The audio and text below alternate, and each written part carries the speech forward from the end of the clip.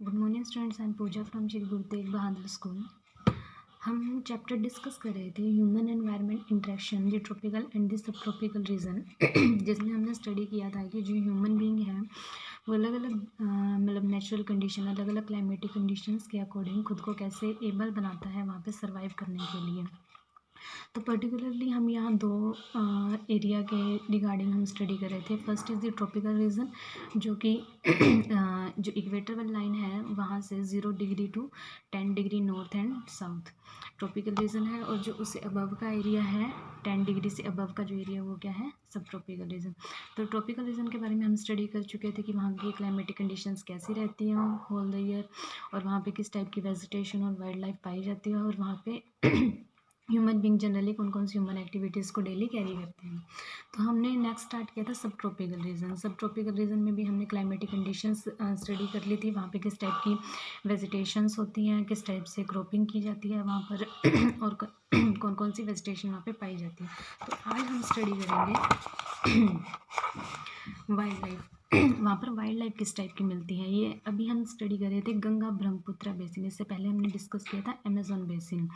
तो गंगा ब्रह्मपुत्र बेसिन में किस टाइप की वाइल्ड लाइफ है जो वो हमें देखने को मिलती है। There is a variety of wildlife in the basin. Elephants, tiger, deer, monkeys are the common. The one horn rhinoceros is found in the Brahmaputra plane.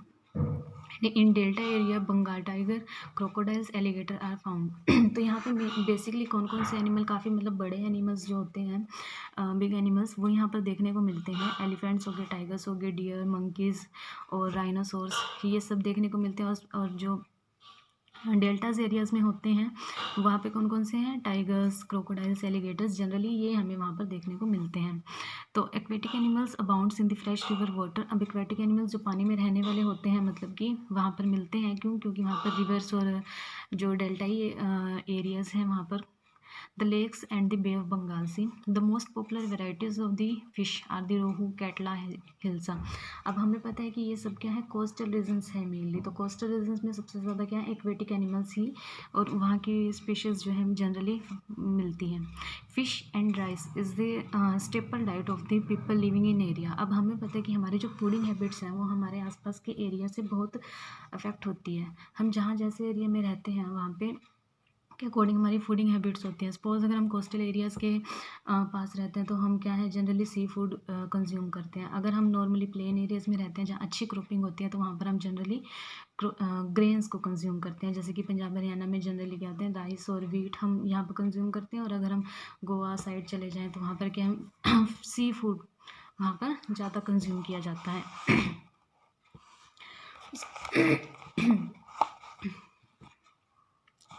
अब वहाँ एक और इन्होंने मेंशन किया हुआ है lake a source of livelihood. अब lake कैसे, मतलब लेक जो है हमें इनकम जनरेट करने में, मतलब हमें पैसा कमाने में कैसे हेल्प करती है। हम आजीविका, मतलब हम सर्वाइव करने के लिए हमें पैसे की ज़रूरत होती है, मनी की ज़रूरत होती है, उसे हम बोलते हैं आजीविका। जो और जो आजीविका है वो कैसे लेक्स से हमें मिलती है।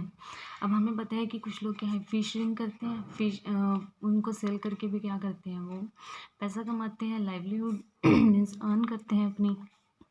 बाकी अदरवाइज़ हम क्या करते हैं, जितने भी ग्रेन्स होती हैं या जितने भी क्रॉप्स होते हैं उनको भी सेल करके हम क्या करते हैं, एक तो हमारी ये हंगर को क्या है सेटिस्फाई करती है, और दूसरी हमें क्या है, इनकम भी जनरेट करवाती है।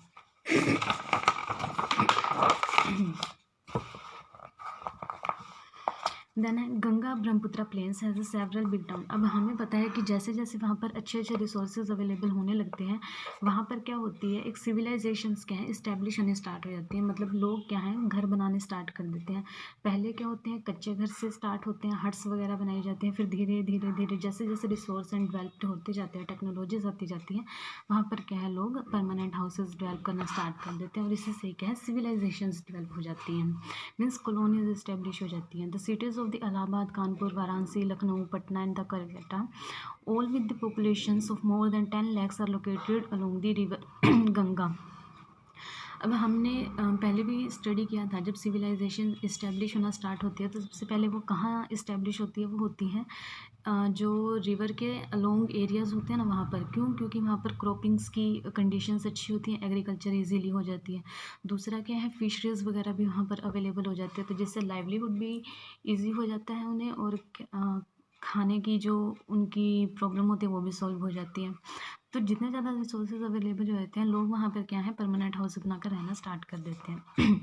The waste water from this towns and industries discharge into this river. अब हमें पता है कि एक गंगा का पोल्यूट होने का सबसे बड़ा रीज़न यही है कि वहाँ पर जो एक तो जो हमारे रिलीजियस पर्पज़ हैं, जैसे कि हम अस्थियाँ वगैरह बहाते हैं उनसे, और एक दूसरा मेन रीज़न है कि जो इंडस्ट्री से जितना भी वेस्ट मटेरियल, केमिकल सब्सटेंसेस वगैरह जितने भी वेस्ट होते हैं, उनको क्या है डायरेक्टली रिवर में डिस्चार्ज कर दिया जाता है, जिसकी वजह से क्या होता है वो सबसे ज़्यादा पोल्यूट हो जाती है।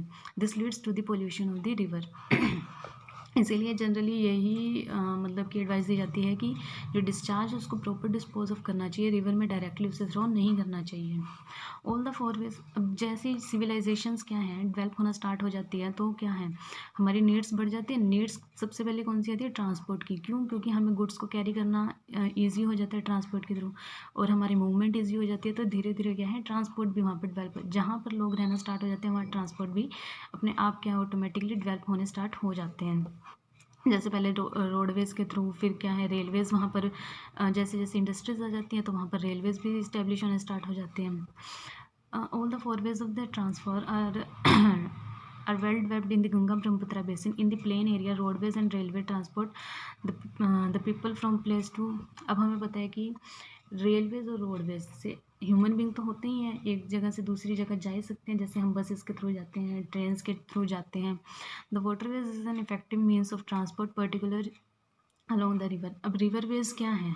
रिवरवेज के थ्रू भी हम एक जगह से दूसरी जगह जा सकते हैं। वैसे रिवरवेज का जनरली हम यूज़ करते हैं गुड्स को कैरी करने के लिए, कोई भी चाहे वो इंडस्ट्रियल कोई गुड हो या फिर कोई फैक्ट्री में बनी हो, या फिर कोई जैसे फूड प्रोडक्ट्स होते हैं, ग्रेन्स, इनको भी हम क्या है एक जगह से दूसरी जगह ले जाने के लिए इन ट्रांसपोर्ट्स का यूज़ करते हैं। Calcutta is an important port on the river Hooghly.